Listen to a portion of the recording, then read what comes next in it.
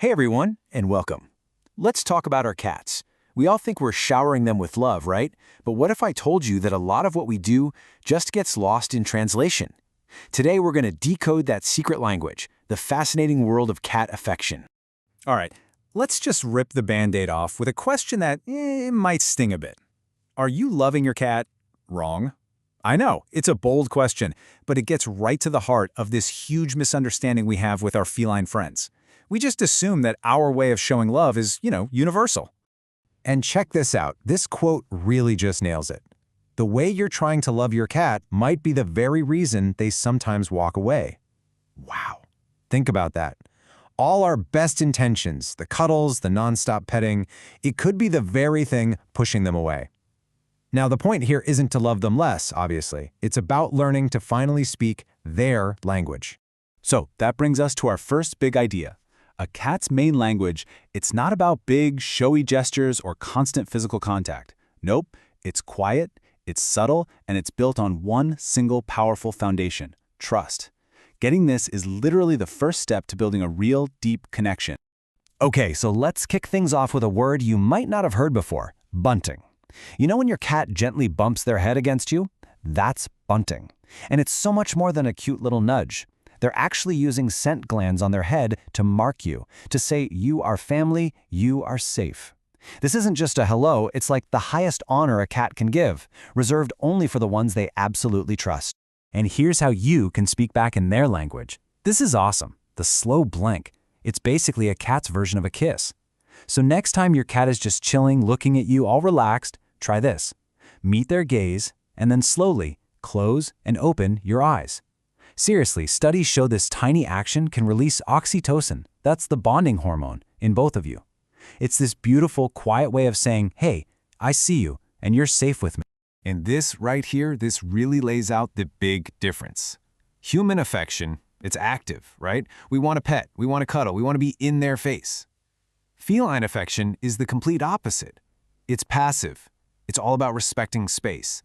It's silent and subtle, not loud and obvious. And man, once you get this, it changes everything. So what does this all boil down to? It's pretty simple, actually.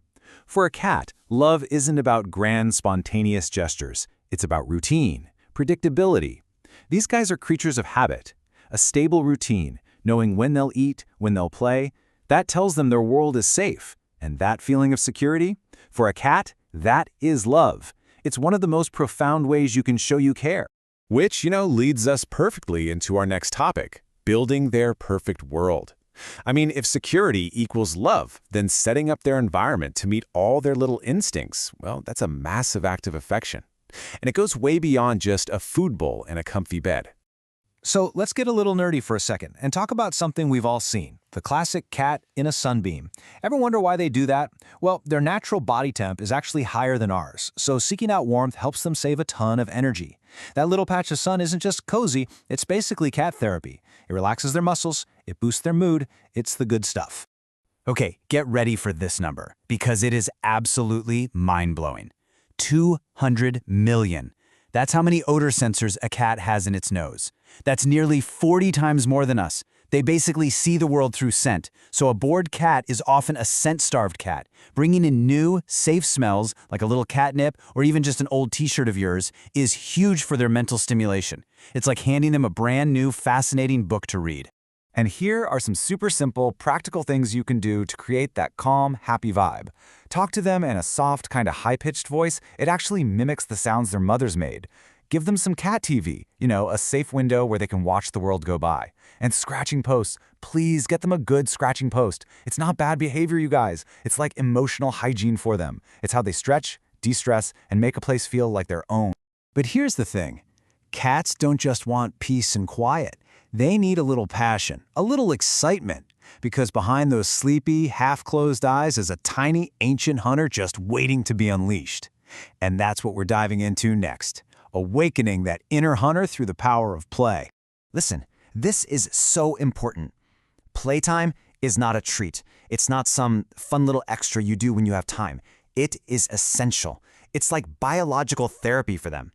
The act of hunting a toy balances their brain chemistry, it releases dopamine, and it prevents all that pent-up anxiety that can happen when they're stuck inside all day.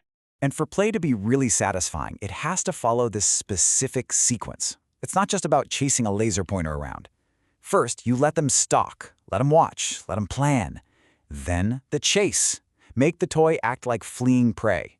And this is the most important part. Let them capture it. Let them win. Then, you complete the cycle with a little eat phase. Give them a small treat as a reward. After that, they'll groom, and then they'll have that peaceful, satisfied post-hunt nap.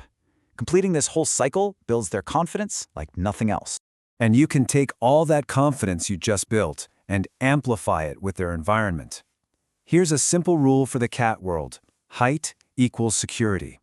Giving them vertical space, cat trees, shelves, a perch on a windowsill. It gives them a safe spot to watch over their kingdom. It's not about being dominant. It's about feeling secure enough to finally, truly relax. Okay, so we've talked environment, we've talked play, but now we're getting into the really deep stuff. The most profound, and honestly, the most misunderstood signs of a real bond. These are the quiet, subtle gestures of ultimate trust. This right here might be the biggest mix-up of all. We think love is physical contact, right? Is my cat on my lap? That's how we measure it. But for a cat, true trust, it's often just about proximity. It's about them choosing to be in the same room as you without needing to touch you. Your presence is the comfort. You are their safe space. And this quote, this one gets me. When your cat chooses to sleep near you, it's not rejection. It's proof that they trust you to guard their dreams. I mean, just think about that. A sleeping cat is completely vulnerable. So when they choose to sleep near you, not even on you, just near you, they're basically saying, I trust you to protect me while I'm completely defenseless. That is an incredible, incredible honor. And that brings up another huge point. When your cat wants to be alone, please don't take it personally. It's not rejection. They are self-regulating. They're processing their day, managing their own feelings, and when you respect that need for independence, that's what builds the trust that makes them want to come find you later. This is what it all leads to, the deepest connection. Some experts call it the silent bond. You know this behavior, when your cat just follows you from room to room, not asking for food, not asking for pets, just being there. They're maintaining this kind of invisible contact with you. A study from Oregon State University actually confirmed this is a sign of a secure attachment. They just want to be where you are, because to them, you are home. So when all is said and done, what's the big takeaway? The goal isn't to love your cat more. The goal is to understand them better. It's about finally shifting our perspective away from our human-centric ideas of love and learning to appreciate the beautiful, subtle ways that they show it. So I'm going to leave you with this final thought. Go find your cat right now, look at them, and with everything we just talked about, what are they trying to tell you? What's that quiet, subtle message they're sending in this exact moment? Because the conversation is always happening. The only difference is, now, you know how to listen. Before you go, remember this. Your cat is doing something right now that most owners completely miss. At Feline Frontier, we don't just share cute cat facts. We uncover the hidden meanings, the quiet signals, and the strange behaviors your cat uses every single day to communicate with you. From the sounds that instantly calm a stressed cat, to the tiny habits that prove they trust you, to the mistakes that silently hurt them more than you realize. Everything here is designed to help you understand your cat on a deeper level. So if you've ever looked at your cat and thought, "What are you really trying to tell me?" You're in the right place. Make sure you subscribe to Feline Frontier, because the next video might explain something your cat has been waiting years for you to understand. See you in the next frontier of feline truth.